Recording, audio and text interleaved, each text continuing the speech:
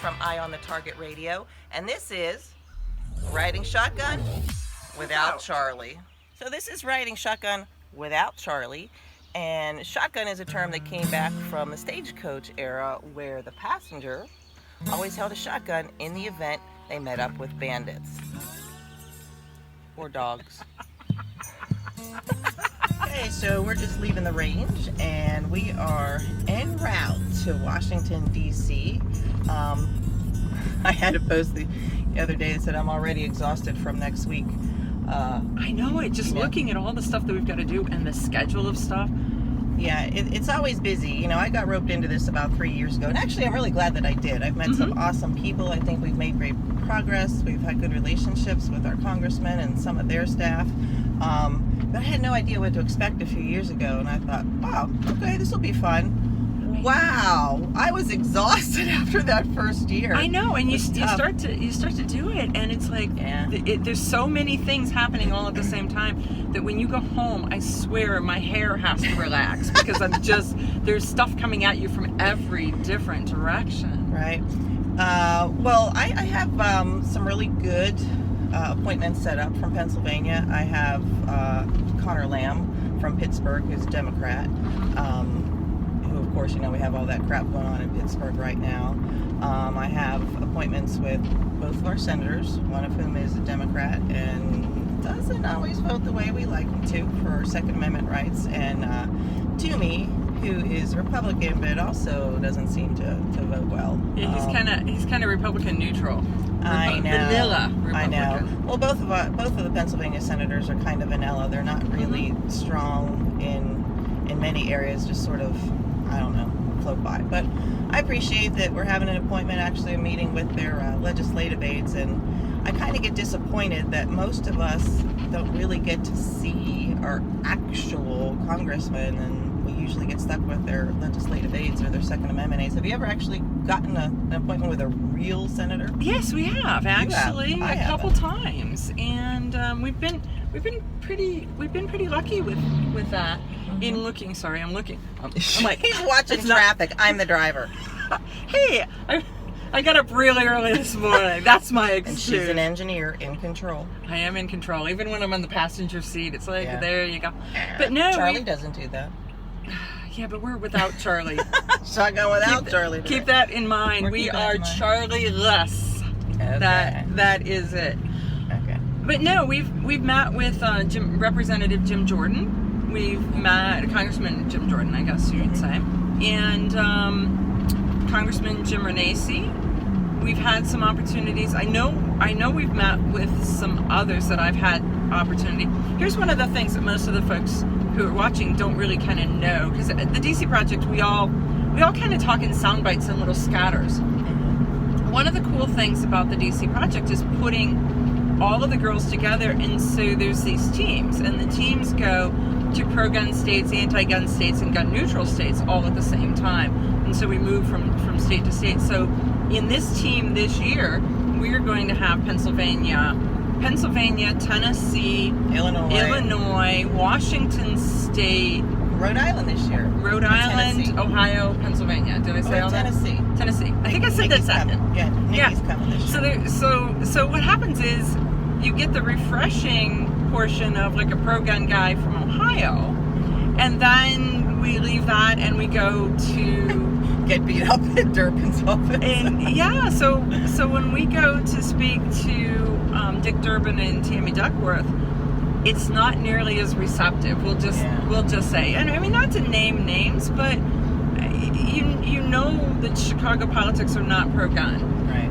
But we have to do it because if we go and do that, then they get to see that the face of the Second Amendment is not a big burly guy with a beard anymore. I mean, the face of the Second Amendment now wears lipstick.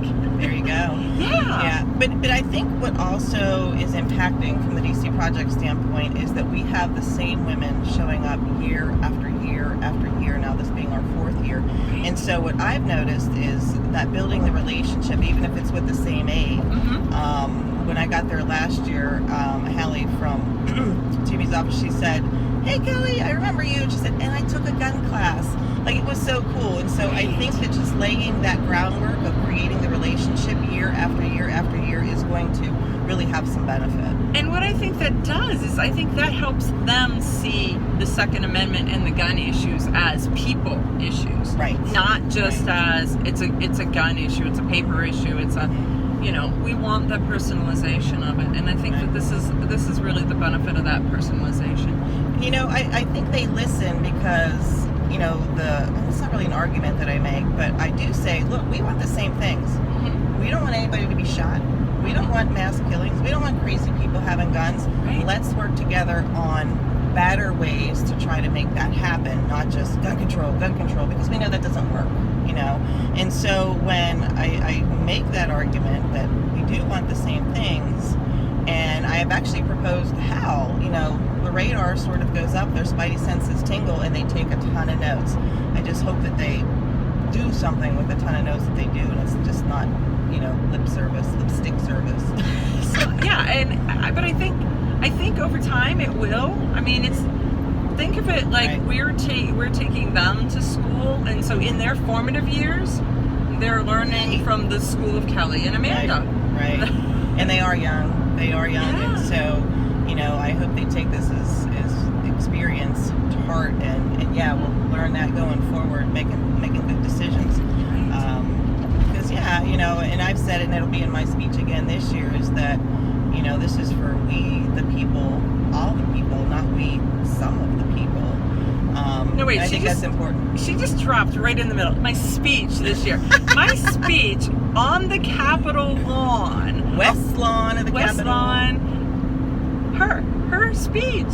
So that's not a little deal. No, it's a big deal. I'm pretty excited about it. Yeah. I was like kind of shocked that I was asked to do that, and so I put a lot of thought into it. I know being in a place of history, so my speech will have some historical thought to it, and how history plays into what we're doing today, and sort of at the end, it's going to be a big motivational go get 'em, girls. Just wait. That's it. She is the anchor speech. She is sending everyone off to do good works for the next year. Let's hope. Well, that's actually kind of better than going first. When I was in Harrisburg, they waited until we were like ready to process out, and I said, do you have the order? And they're like, oh yeah, you're going first. You're first. Okay, I'll get them all warmed up for you. Thanks. Now, here's the issue about Harrisburg. If you guys have seen Armed and Feminine, or you've seen Kelly Pidgeon in action, I want you to go back and I want you to look at that, because she taught AOC the value of a good white outfit yes. in the middle of the sea of not white. Yeah. So she's so successful at it that AOC had to copy it. Well, sometimes you want to stand out. If they don't hear your words, they'll remember what you look like, and then hopefully put all of those together. So, right. Cool. So we're looking for a great week, and we are on the road, as you can tell, without Charlie. Riding And shotgun. so we have about another 3.5 hours, and we are going to meet our DC Project sisters, and we're going to get our game plan all together. I'm excited, and the weather looks like, well, it's going to be hot and sticky, but at least no rain this year. So it's going to be a great week. I know. It's like summer camp with gun girls. With gun girls. That's a good what thing. it is. Yep. And history at the Capitol. All right. Here we go. Without Charlie. Fist Woohoo! bump. Oh, I think it's hee hee. Bye, guys.